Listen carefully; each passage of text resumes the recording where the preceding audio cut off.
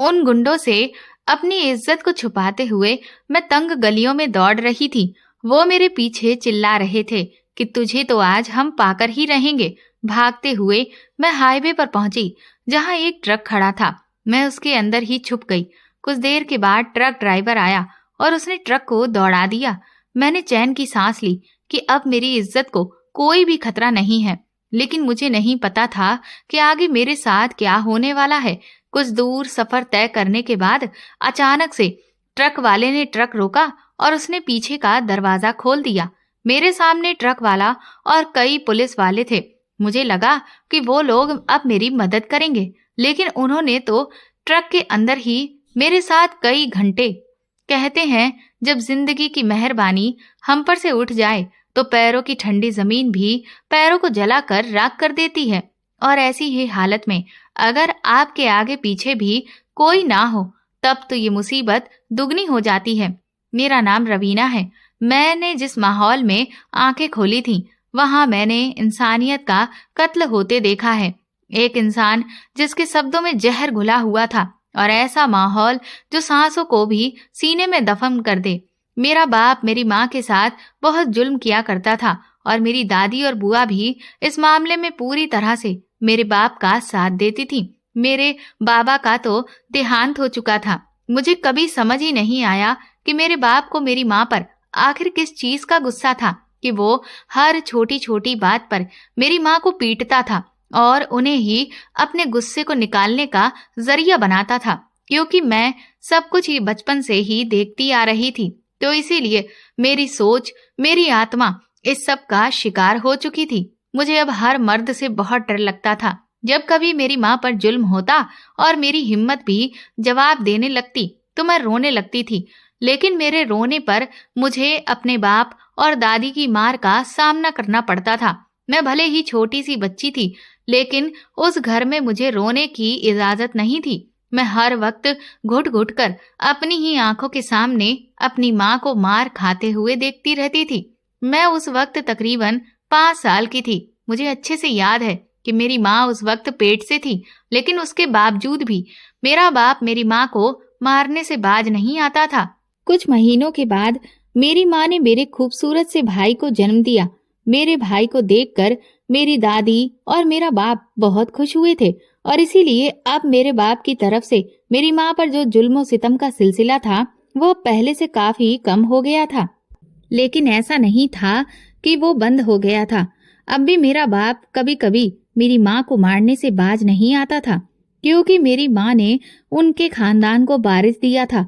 और इसी खुशी में मेरी दादी और बुआ भी मेरी माँ पर थोड़ा कम जुल्म करने लगी थी।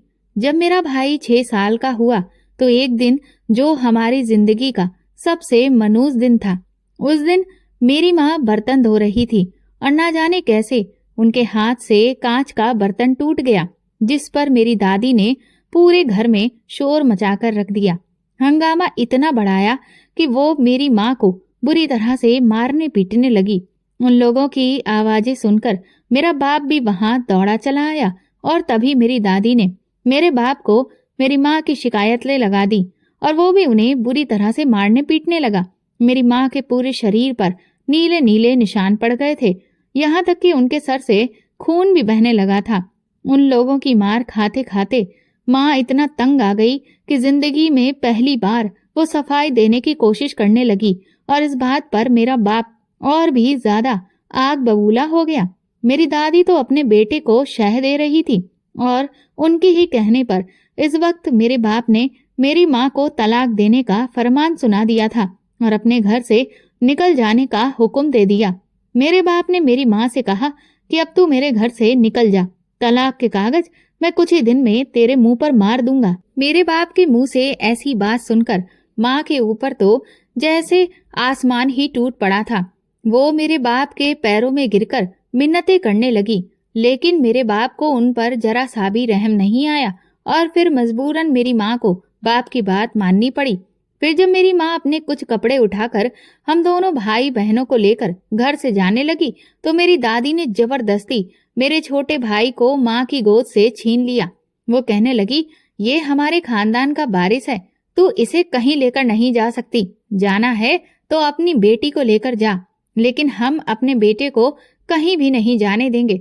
ये अब एक और जुल्म था जो मेरी माँ पर किया जा रहा था कि उनसे उनकी औलाद भी छीनी जा रही थी। माँ एक बार फिर से उनके आगे गिड़गिड़ाने लगी, लेकिन वो इंसानी शरीर में छिपे हुए बहुत बड़े दरिंदे थे जिन पर किसी भी चीज का कोई असर नहीं होता था। ये सब देखकर मेरा भाई, जो कि उस वक्त मात्र 6 साल का था, वो भी बहुत बुरी तरह से रोने लगा था। वो बार बार रोते हुए कह रहा था कि मुझे अपनी माँ के साथ जाना है, लेकिन मेरे बाप ने उसके गालों पर भी थप्पड़ों की बरसात कर दी और उसे डरा धमका कर चुप करवा दिया। मेरी दादी ने भाई को जबरदस्ती गोद में उठाया और लेकर अंदर चली गई और उसके बाद मेरे बाप ने मुझे और मेरी माँ को धक्के मारकर घर से बाहर निकाल दिया। माँ बहुत देर तक दरवाजे के बाहर बैठी मुझे अपने सीने से लगाए बहुत बिलक बिलक कर रोती रही। ये सब तमाशा देखकर मोहल्ले वाले भी इकट्ठे हो चुके थे और वो माँ को तसल्लियां दिला रहे थे, लेकिन मेरी माँ की तो पूरी दुनिया ही लुट चुकी थी। मोहल्ले वाले मेरे बाप को गालियां दे रहे थे और वो भी बाहर से चिल्ला चिल्ला कर उन्हें समझाने की कोशिश कर रहे थे, लेकिन वो ऐसे जाहिल लोग थे जिन पर किसी भी चीज का कोई असर नहीं होता था। बहुत देर तक वहां बैठे रहने के बाद मेरी माँ ने अपना सामान उठाया और मेरा हाथ पकड़कर वो अपनी माँ के घर की तरफ चल पड़ी। मैं आज जिंदगी में पहली बार अपनी नानी से मिलने के लिए जा रही थी, क्योंकि मेरे बाप ने मेरी माँ को अपने घर वालों से मिलने की इजाजत तक नहीं दे रखी थी। हालांकि वो लोग इसी शहर में रहते थे। जब मेरी माँ नानी के घर पहुंची और उन्होंने अपने हालातों के बारे में वहां सब कुछ बताया, तो ऐसा लगा कि जैसे उनके घर में भी भूकंप आ गया हो। उनमें से कोई भी इस बात पर विश्वास ही नहीं कर रहा था कि बेटा पैदा होने के बाद भी मेरे बाप ने मेरी माँ को तलाक देने की बात कही है और फिर बेटे को भी छीन लिया है। मेरे 2 मामा थे और उस वक्त तक वो दोनों ही शादीशुदा थे। मेरे नाना जी का देहांत हो चुका था, लेकिन मेरी नानी अभी भी जिंदा थी और वो बेचारी अब अपना बुढ़ापा अपने ही बेटों के रहमो करम पर काट रही थी। उन्होंने जैसे तैसे अपने बेटों की मिन्नतें करके अपनी बेटी को उस घर में रहने की इजाजत तो दिलवा दी थी, लेकिन मेरी दोनों मामियां माँ के और मेरे उस घर में रहने से सख्त ना खिलाफ थे। यहाँ तक कि मेरे दोनों मामा भी मेरी माँ पर ही इल्जाम लगा रहे थे कि इसने ही जरूर ऐसी कोई हरकत की होगी कि अपना बसा बसाया घर खुद ही उजाड़ लिया। इस सब में इसका ही पूरा कसूर होगा जो उस आदमी ने इसे तलाक दे दिया। अपने ही भाइयों का ये रवैया मेरी माँ को अंदर से तोड़ रहा था, लेकिन अब वो कर ही क्या सकती थी। जब पति ने तलाक दे दिया है तो फिर उसके बाद भाइयों से उम्मीद ही क्या रखी जा सकती थी, और ऊपर से जब ऐसे भाई हो तब तो कोई सहारा ही नहीं। अब तो मेरी मामियों को भी शय मिल गई थी और इसीलिए वो मेरी माँ पर जुल्म करने का एक भी मौका अपने हाथ से जाने नहीं देती थी। जिस दिन से मेरी माँ ने नानी के घर में कदम रखा था, उन्हें ही उस घर का सारा काम करना पड़ता था, क्योंकि मैं 11 साल की हो चुकी थी और इसीलिए घर के हर काम में मुझे भी घसीटा जाता था और सारा दिन मुझे भी जानवरों की तरह काम करवाया जाता था। मेरी नानी ये सब कुछ चुपचाप देखती रहती थी, लेकिन वो कुछ कहती नहीं थी, क्योंकि वो बेचारी भी बहुत मजबूर थी और वो कुछ नहीं कर सकती थी। मैं उस वक्त स्कूल भी जाया करती थी, लेकिन नानी के घर जाने के बाद मेरे मामा ने मेरी पढ़ाई लिखाई का खर्चा उठाने से साफ इनकार कर दिया था। जब मेरी माँ ने मेरा खर्चा उठाने के लिए लोगों के घरों में काम करना चाहा, तो ये बात भी मेरे मामा लोगों को बिल्कुल भी गवारा नहीं हुई।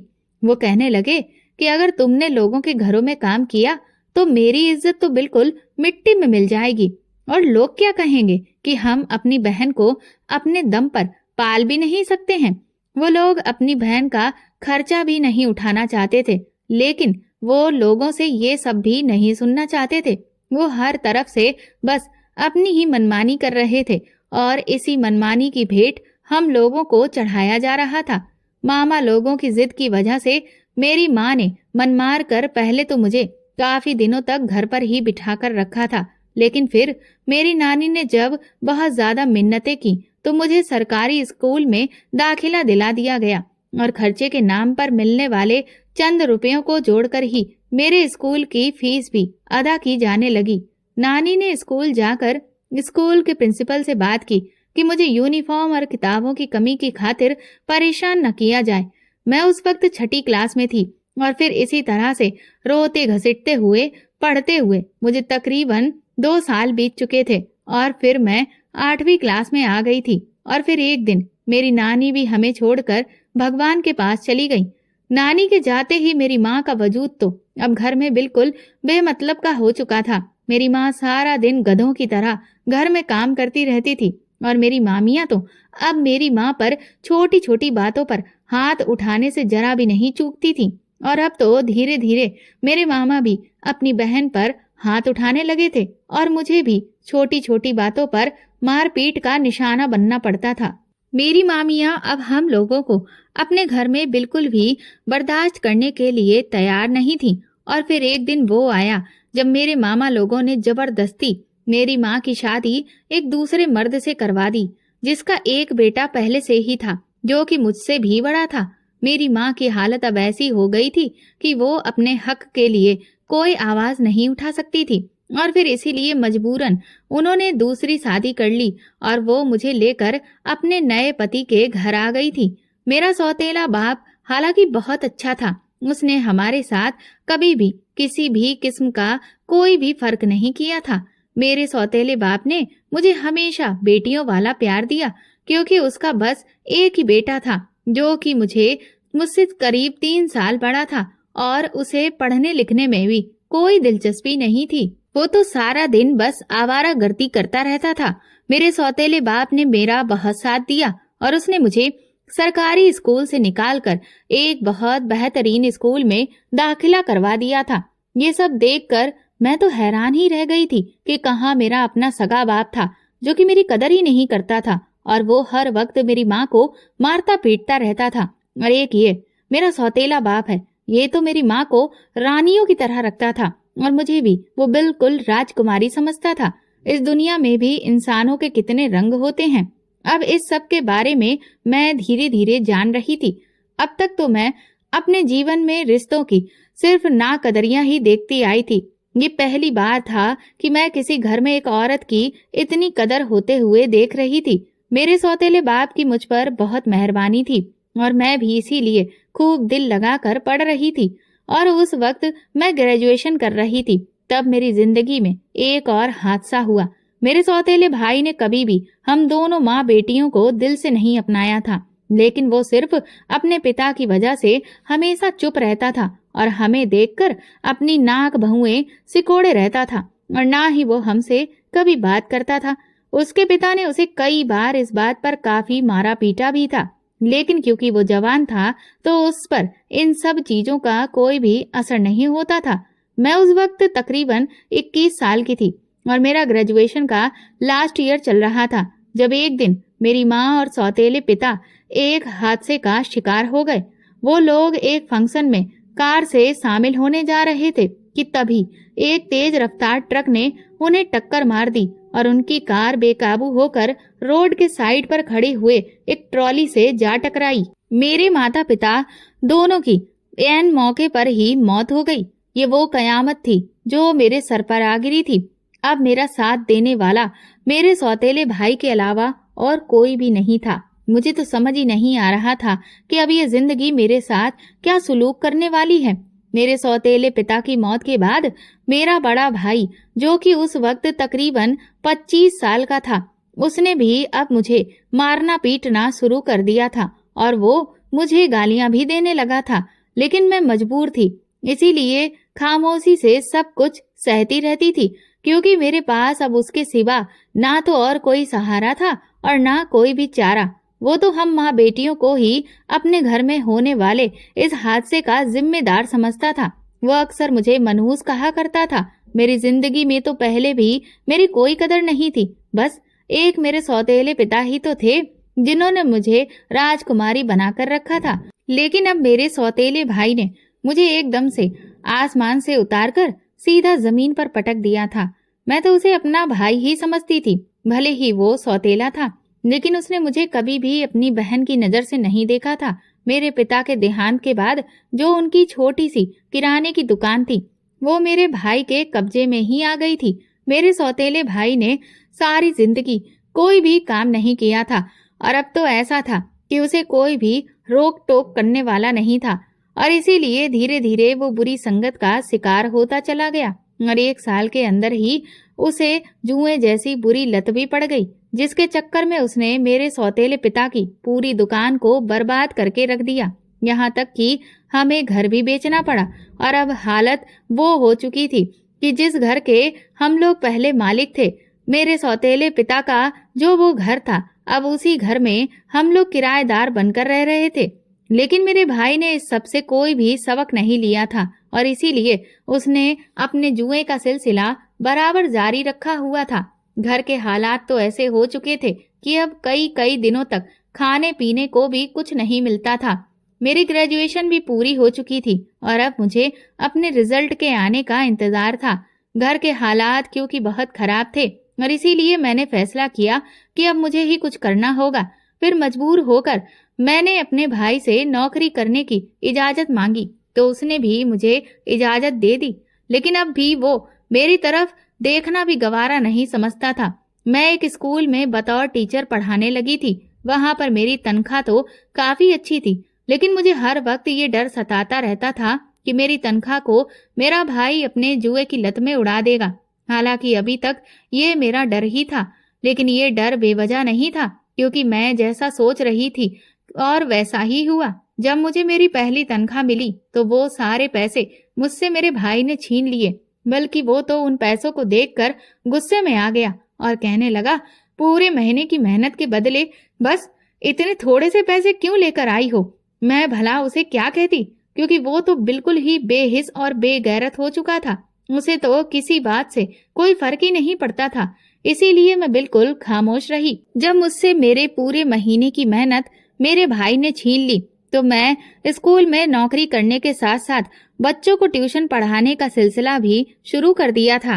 अब ट्यूशन वाले बच्चों को मैंने कह दिया था कि वो मुझे घर में फीस ना दें। मैंने उन ट्यूशन वाले बच्चों के माँ बाप से बात की और उन्हें अपनी फीस के बदले घर का थोड़ा बहुत राशन देने को कह दिया, ताकि मेरे घर का सिलसिला चलता रहे। तनख्वाह का भी मैंने ये हिसाब रखा कि अगले महीने से मैंने आधी तनख्वाह एक कमेटी में देना शुरू कर दिया और आधी तनख्वाह ही घर पर लाने लगी। मैंने भाई को नहीं बताया था कि मैंने अब ऐसा करना शुरू कर दिया है। उसे बस इतना ही कहा था कि कॉलेज वालों को काफी घाटा हुआ है और इस वजह से उन्होंने तनख्वाह कम कर दी है। इस बात पर मेरे भाई को गुस्सा तो बहुत आया, लेकिन मुफ्त के हाथ आते पैसे उसे बुरे नहीं लग रहे थे। मैंने बैंक में अपना अकाउंट खुलवा लिया था और 2-3 कमेटियों के पैसे जो मुझे मिले थे अब वो वहां पर जमा हो रहे थे। मैं जानती थी कि मेरे भाई से मुझे कुछ भी नहीं मिलेगा, इसलिए मुझे अपने लिए जो कुछ भी करना था अपने ही बलबूते पर करना था।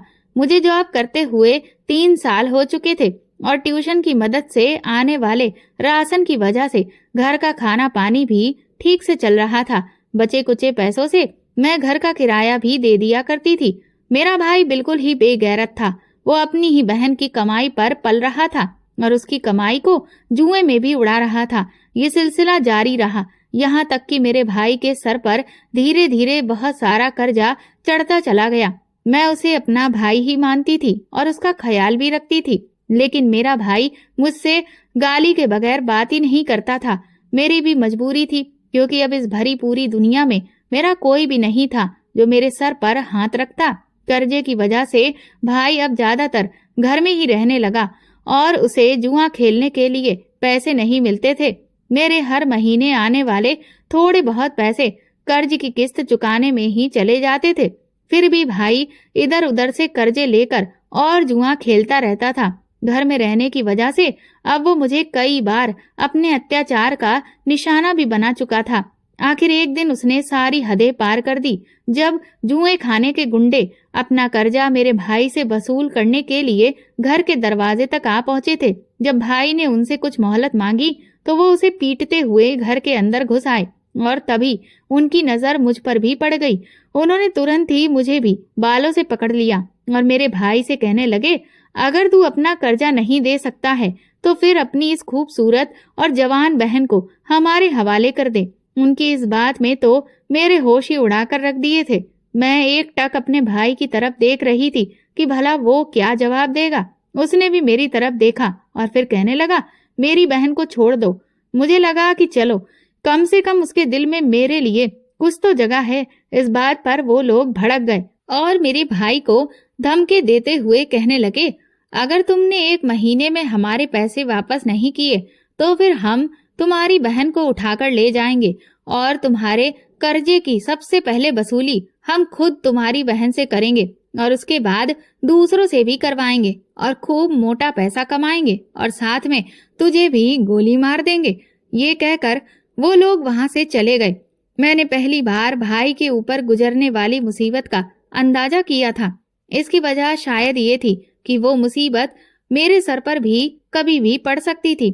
हालांकि उस वक्त मुझे अपने भाई की भी चिंता थी, क्योंकि अब बात उसकी जान पर भी आ चुकी थी। और फिर भावनाओं में बहकर मैंने अपनी जिंदगी की सबसे बड़ी गलती की। मैंने अपने भाई से पूछा कि तुम्हारे कर्ज की रकम कितनी है, तो पहले तो वो मेरा मजाक उड़ाने लगा और मुझे गालियां देने लगा। फिर एकदम से थक हार कर जमीन पर आकर बैठ गया। कुछ देर वो शांत बैठा रहा और फिर मेरी तरफ देखकर बोला, कर्ज के पैसे बहुत ज्यादा हैं, तुम इतने पैसे नहीं ला पाओगी। लेकिन मैं भी जिद करते हुए भाई से बार बार पूछ रही थी कि नहीं, तुम मुझे बताओ तो कि कर्ज की रकम कितनी है। मैं कोशिश करूंगी कि कहीं से भी तुम्हें पैसे लाकर दे दूं। मैं जानबूझकर भाई को अपने बैंक और अकाउंट और कमेटी के जमा होने वाले पैसों के बारे में नहीं बताना चाहती थी, क्योंकि अगर उसे पता चल जाता फिर तो वो मेरे सारे पैसे ही मुझसे छीन लेता। लेकिन ये जो मैंने बात उससे कही थी वो भी मैंने अपनी जिंदगी की गलती की थी। भाई ने मुझे बताया कि कर्ज की रकम 5 लाख रुपए है। उस वक्त मेरे अकाउंट में तकरीबन 12 लाख की रकम जमा हो चुकी थी, जो कि मैं अपनी जिंदगी को बेहतर बनाने के लिए जमा की थी, जिससे मैं आगे की पढ़ाई भी कर सकूं और उसके साथ ही मैं प्राइवेट टीचर बनने के एग्जाम की तैयारी भी कर रही थी। मैंने कुछ सोचते समझते हुए भाई से कहा कि अगर तुम मुझे ये वादा करो कि तुम अब आइंदा जुआ नहीं खेलोगे तो फिर मैं तुम्हारा ये कर्ज चुकाने की कोशिश कर सकती हूँ। मेरी ये बात सुनकर भाई एकदम से मुझे हैरत से देखने लगा और कहने लगा कि तुम्हारे पास इतने पैसे कहाँ से आएंगे। फिर अचानक ही वो बहुत तेज गुस्सा होने लगा और बोला, कहीं तुम कोई गलत काम करने के बारे में तो नहीं सोच रही हो। मैंने भाई से कहा कि ऐसी कोई बात नहीं है, आप परेशान ना हो। अगर आपको विश्वास नहीं हो तो आप मेरे साथ चल सकते हैं। फिर वो कहने लगा कि नहीं, ऐसा नहीं है, मुझे तुम पर भरोसा है, लेकिन मेरा भरोसा तोड़ना मत। उसे पैसे मिल रहे थे और इसीलिए अब वो मुझसे काफी नरमी से बात कर रहा था। मैंने एक बार फिर से उससे वादा करने को कहा तो उसने मेरे सर पर हाथ रखकर वादा कर दिया कि अगर मैं उसका कर्जा चुका दूंगी तो फिर वो दोबारा कभी भी जुआ नहीं खेलेगा और कोई ना कोई काम करने की कोशिश करेगा। लेकिन उस वक्त मैं ये बिल्कुल भूल गई थी कि गलत कामों में पड़े हुए लोगों के वादों का कभी भी भरोसा नहीं करना चाहिए, क्योंकि ऐसे लोग मौका मिलते ही अपने वादे को तोड़ देते हैं। अपने भाई की मोहब्बत में अंधी होकर मैंने ये फैसला लिया और जानबूझकर 10-15 दिन के बाद उसे पैसे देने के लिए कहा, क्योंकि अगर मैं फौरन ही पैसों का इंतजाम करके उसे दे देती तो फिर उसे मुझ पर शक हो जाता। मुझे तो लग रहा था कि मैंने बहुत होशियारी का काम किया है, लेकिन बस अब मुझे पता चलने वाला था कि मैं कितनी बड़ी गलती कर रही हूँ। एक दिन मैंने भाई को 5 लाख रुपए लाकर दे दिए और कहा कि ये कर्ज की रकम है जो कि तुम्हें हर महीने किस्तों के लिहाज से वापस भी करनी है, क्योंकि ये मैंने किसी से उधार लिए हैं। वो इतने सारे पैसों को एक साथ देखकर मेरा भाई तो पागल ही हो गया था। उसने तो आगे मेरी कोई बात सुनी ही नहीं और फौरन सारे पैसे उठाकर घर से बाहर निकल गया। उस रात वो बहुत देर बाद घर वापस आया था और जब वो घर में आया तो वो मुझे नशे में भी लग रहा था। ये पहली बार था कि वो नशे के आलम में घर आया था। मैं गुस्सा करते हुए भाई से कहने लगी कि तुमने मुझसे वादा किया था कि तुम ऐसा कभी नहीं करोगे। मेरी बात पर वो जोर जोर से हंसने लगा और बोला, अरे बस बस, ये आखिरी दिन था, आज के बाद मैं ये सारे काम छोड़ दूंगा। मैंने सोचा कि मैं उससे पूछूं कि कर्ज की रकम कितनी थी, क्योंकि उस वक्त वो नशे में था तो हो सकता है कि वो मुझसे झूठ ना बोलता। तो मैंने यूं ही उससे पूछ लिया कि कर्ज कितना था। तो कहने लगा कि कर्ज तो सिर्फ 4 लाख का था और वो तो मैंने चुका दिया है, और 1 लाख का मैंने दांव भी खेला है, जिसमें मैं ज्यादातर पैसे तो हार गया हूँ और अब मेरे पास सिर्फ 10,000 रुपए बचे हैं। ये सुनकर तो मेरे गुस्से की हद ही नहीं रही थी। मैं गुस्से से उठी और भाई पर चीखने चिल्लाने लगी कि तुमने मेरी इतनी मेहनत से जमा किए हुए पैसों को इस तरह से उड़ा दिया। अब मैं कर्ज देने वाले को क्या जवाब दूंगी और हम कर्जा वापस कैसे करेंगे? मेरे गुस्सा करने और चीखने चिल्लाने पर भाई, जो कि पहले ही नशे में धुत था, वो उठ खड़ा हुआ और मुझे बालों से पकड़कर मारने लगा और कहने लगा कि तुम्हारी इतनी हिम्मत कि तुम मेरे सामने जुबान चलाओ। तुम चुप करके अपना काम करो और मुझे अपना काम करने दो। तुम जॉब कर रही हो और कर्जा भी तुमने ही लिया है, तो तुम अपनी तनख्वाह के पैसों से ये कर्जा चुका देना।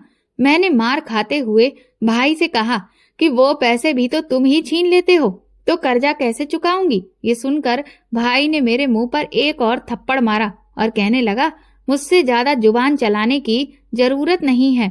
उस दिन भाई ने नशे की हालत में मुझे बहुत मारा, यहाँ तक कि वो मुझे मारते मारते खुद ही थक गया और फिर चारपाई पर लुढ़क कर सो गया।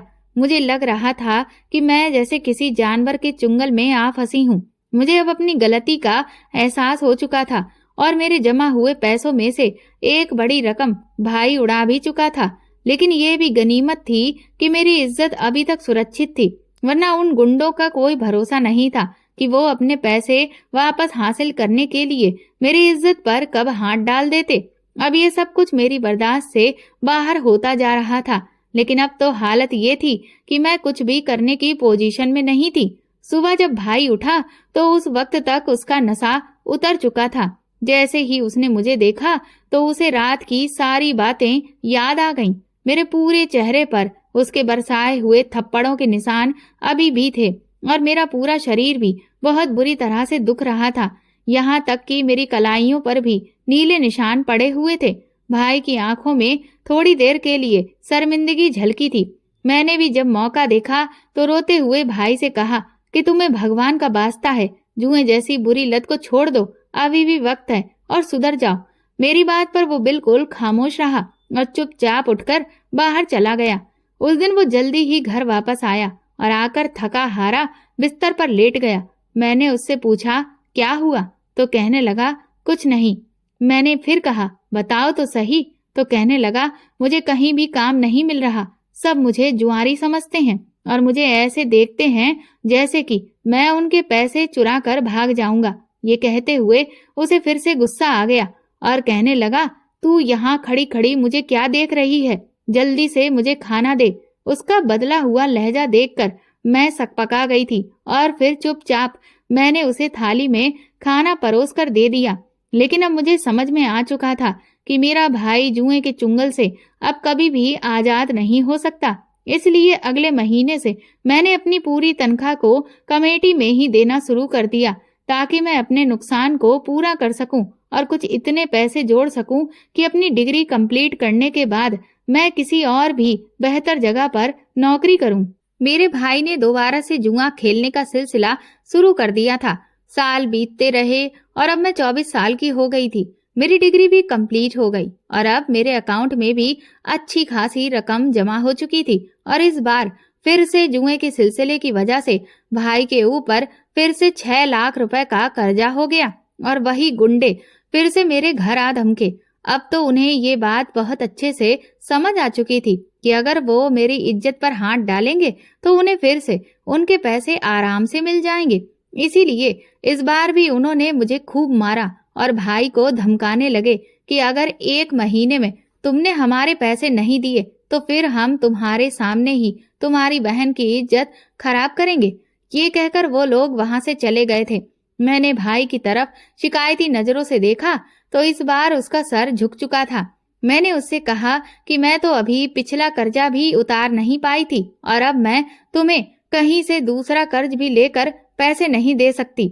लेकिन मेरे भाई ने मेरी किसी भी बात का कोई जवाब नहीं दिया। वो ना जाने क्यों अब मेरी तरफ अजीब नजरों से देख रहा था। जिसे देखकर अब मुझे उसकी नजरों से बहुत डर लग रहा था।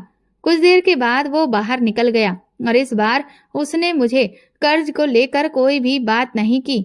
एक दिन जब मैं ट्यूशन पढ़ाकर और खाना तैयार करके फ्री हुई तो तब तक मैं काफी थक चुकी थी और रात भी बहुत हो गई थी और इधर भाई घर नहीं आया था। ये तो भाई का रोज का ही सिलसिला हो चुका था। मैं खाना तैयार करके रख देती थी, कभी वो खाना खा लेता था और कभी मुझे खाना ऐसे ही पड़ा हुआ मिलता था। मैं चुपचाप आंखें बंद करके लेटी थी कि तभी मुझे कुछ खुसफुसाहट की आवाज सुनाई दी। मैं हैरान हुई कि ये आवाजें कहाँ से आ रही हैं। तभी मैंने देखा कि बाहर बरामदे की लाइट जल रही थी और मेरे कमरे के बाहर मुझे 2 लोगों की परछाई नजर आई।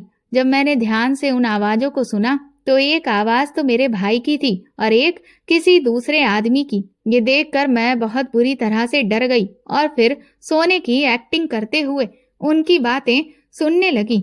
मेरा भाई बोला, देख लो, यही है वो लड़की, अच्छे से देख लो। ये कहकर उसने दूसरे शख्स की तरफ देखा।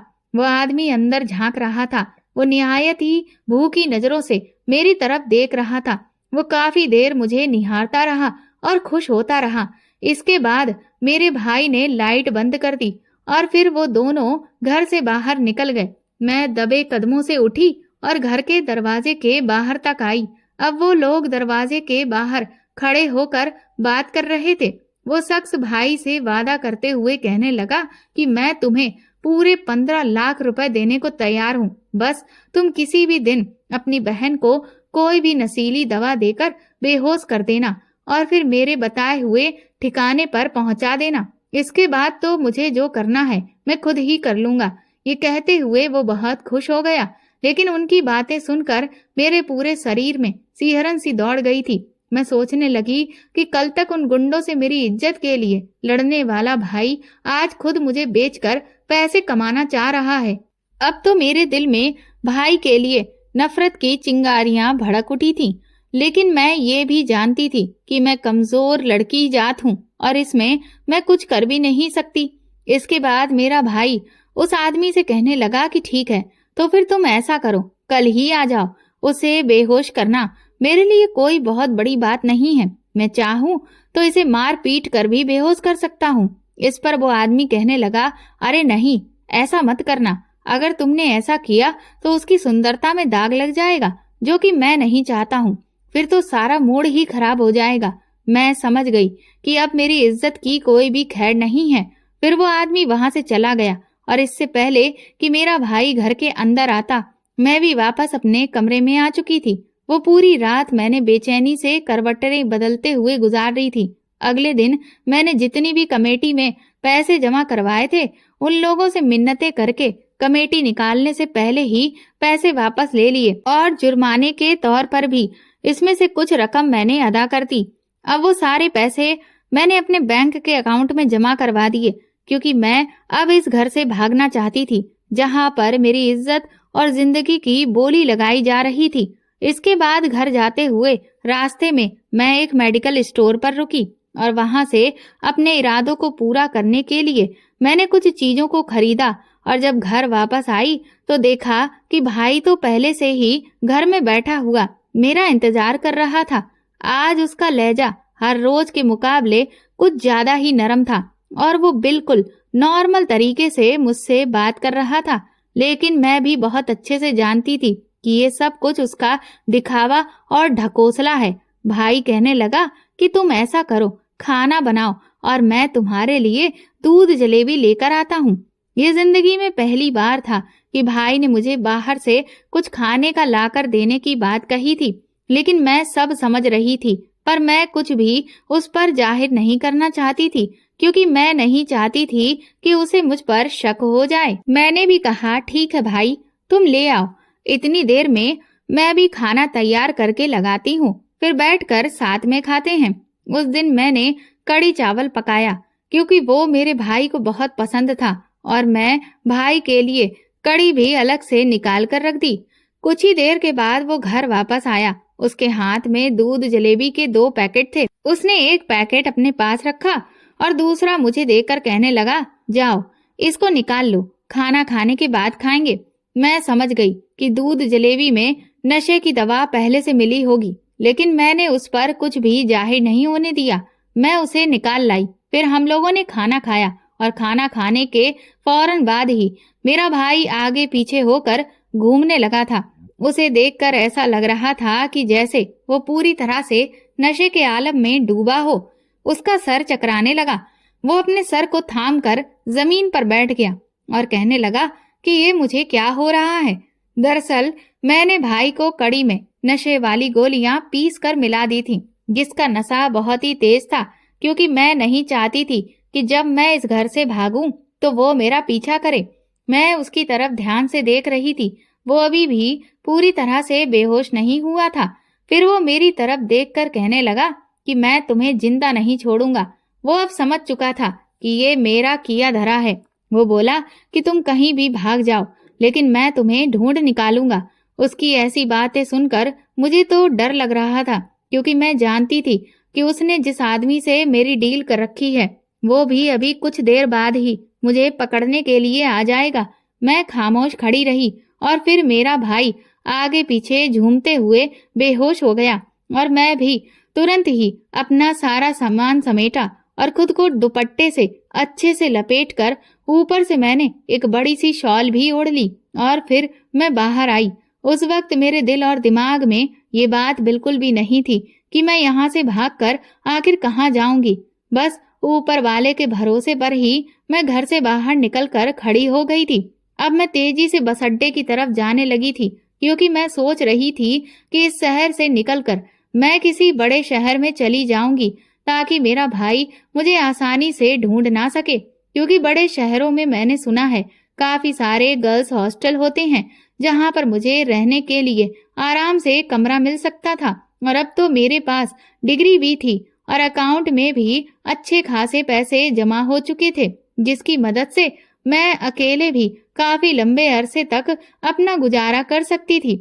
मैं तेज कदमों से चलती हुई बस अड्डे की तरफ जा रही थी कि तभी मुझे अचानक अपने पीछे कुछ दौड़ते हुए कदमों की आवाजें सुनाई देने लगी और तभी साथ में आवाज आई कि ये लड़की रुक जाओ, हमारे साथ चलो, वरना हम तुम्हें गोली मार देंगे।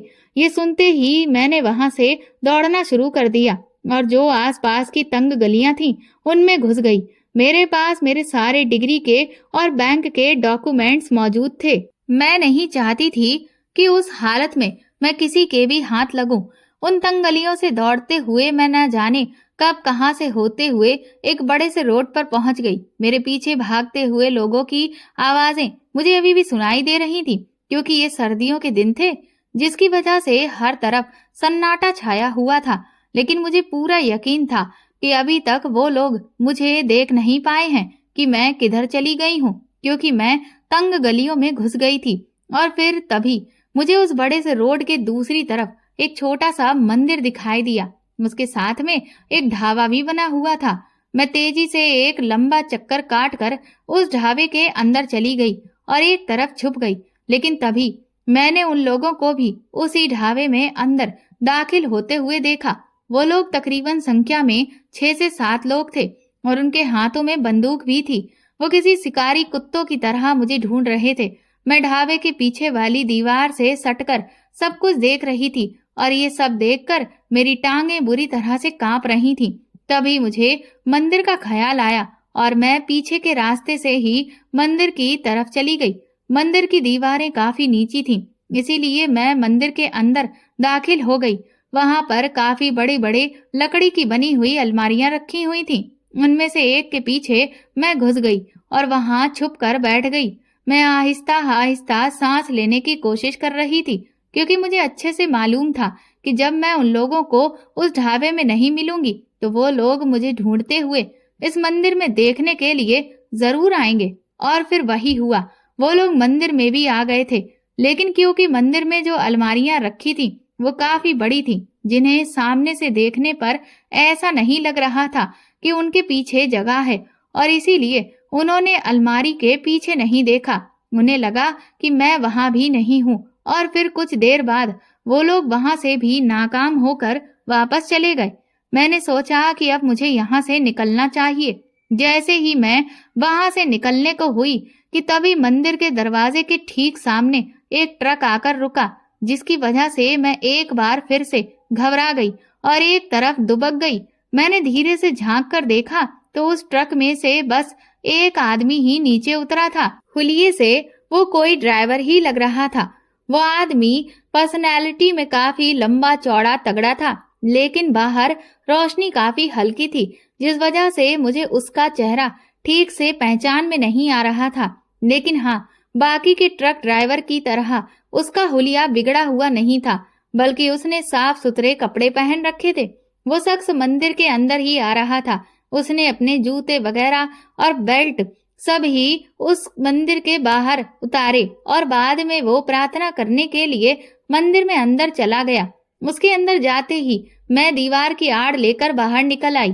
तभी मैंने उन आदमियों को सड़क के दूसरी तरफ कुछ दूरी पर खड़े देखा, जिससे मेरी हालत खराब हो गई थी। मुझे समझ नहीं आया कि अब मैं क्या करूं, क्योंकि मंदिर के अंदर जाती तो वो ट्रक ड्राइवर मुझे देख लेता और दूसरी तरफ मैं जा नहीं सकती थी कि तभी मेरी नजर वहां पर खड़े उस ट्रक पर पड़ी जिसमें वो आदमी आया था। मैंने जब उस ट्रक को गौर से देखा तो उस पर उसी बड़े शहर का नाम लिखा हुआ था जहां पर मैंने जाने का फैसला लिया था। मैं इधर उधर देखने लगी तो मुझे कोई भी आसपास नजर नहीं आया जो मुझे देख रहा हो, और फिर मैं चुपके से उस ट्रक में चढ़ गई। मैंने उसमें रखे हुए कागजातों को खंगालना शुरू किया तो मुझे पता चला कि ये ट्रक वाकई में इस बड़े शहर की तरफ जा रहा था जहां पर मैं जाना चाहती हूँ। तभी मेरे दिमाग में ये ख्याल आया कि जब वो लोग मुझे ढूंढने में नाकाम रहेंगे तो जरूर वो लोग बस अड्डे की तरफ जाएंगे।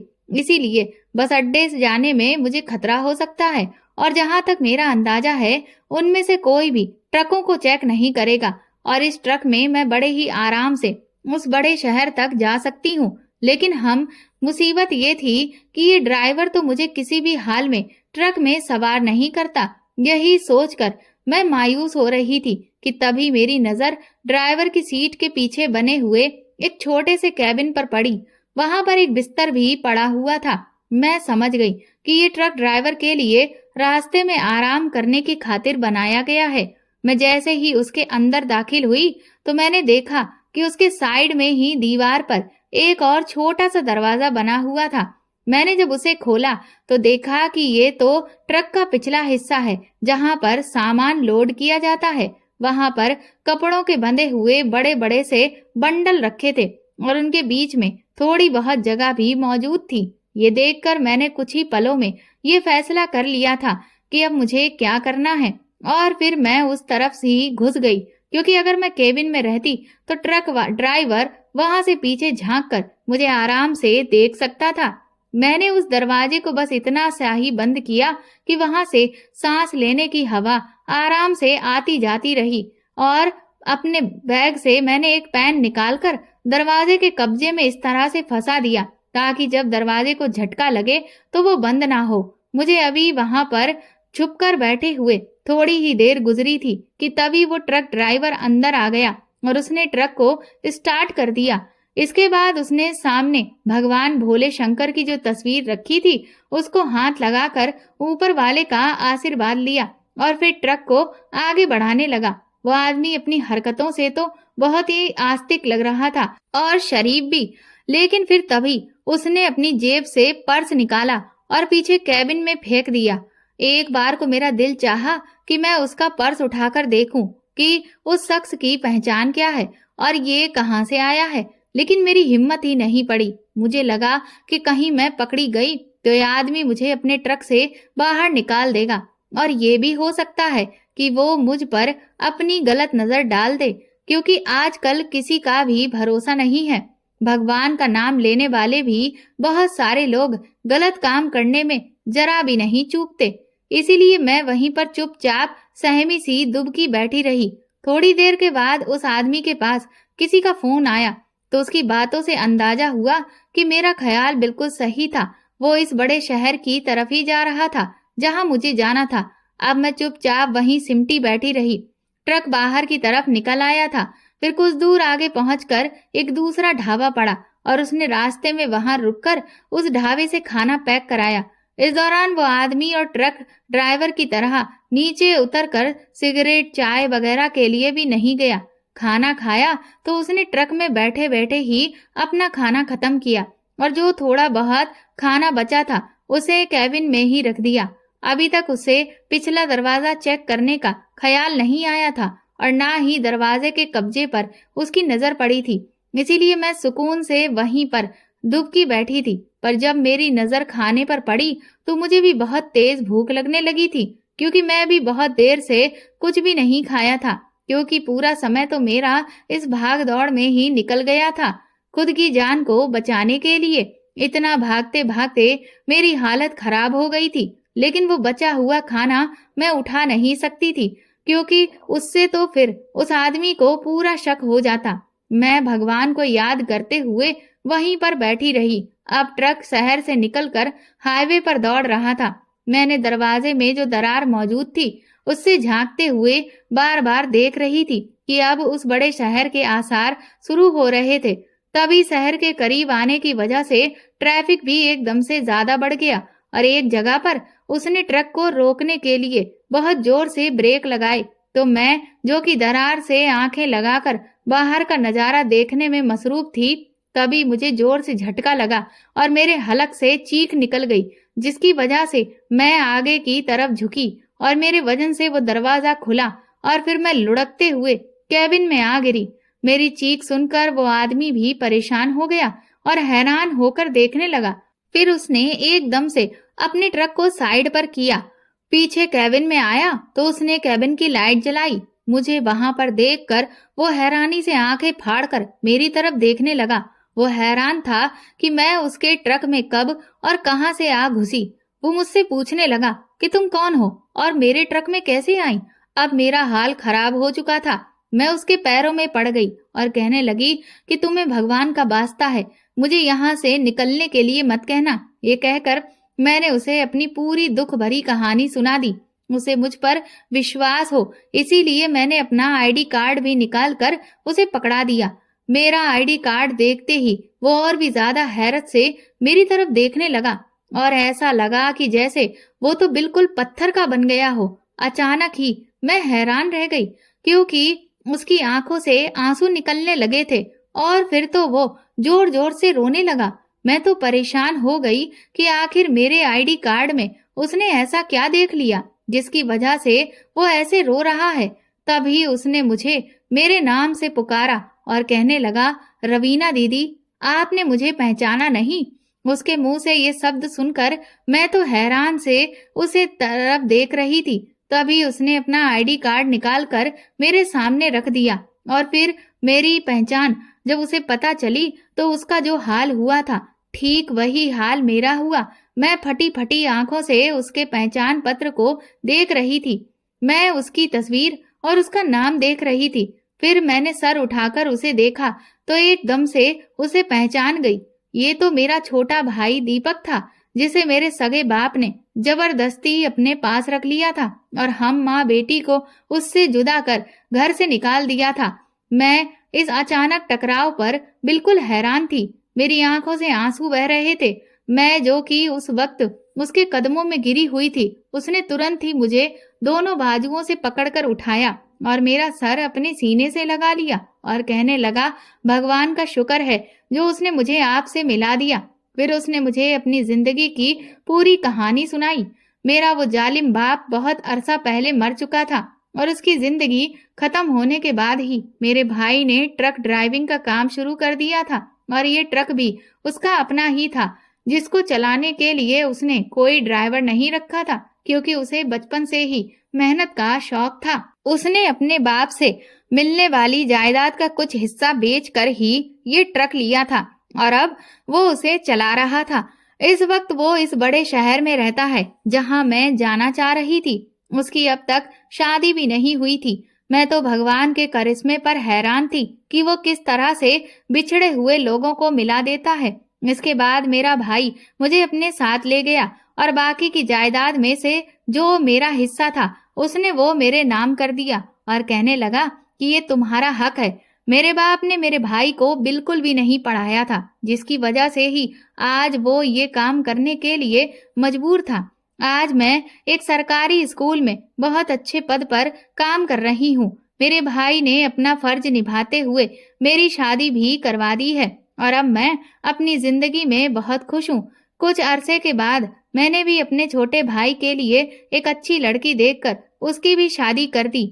मैं इतने अरसे के बाद अपने भाई से मिली थी और इसीलिए मेरे दिल में ये तमन्ना थी कि मैं अब अपने भाई के साथ भी रहूं, क्योंकि मेरे पति बहुत अच्छे थे। इसीलिए वो मुझे भाई के घर 3-4 महीने रहने की इजाजत दे दिया करते थे, जिस वजह से मुझे अपने भाई का साथ भी मिल जाता है। मेरी बीती हुई जिंदगी ने मुझे भले ही कितने ही दुख दर्द दिए थे, लेकिन अब मैं अपने जीवन से बहुत खुश हूँ, क्योंकि मुझे मेरे भाई और पति दोनों की तरफ से भरपूर प्यार मिला है और अब हमारे जीवन में कोई भी तनाव नहीं है। दोस्तों, अगर आपको हमारी कहानी पसंद आई है तो कमेंट करके जरूर बताएं और वीडियो को लाइक करके ज्यादा से ज्यादा शेयर करें।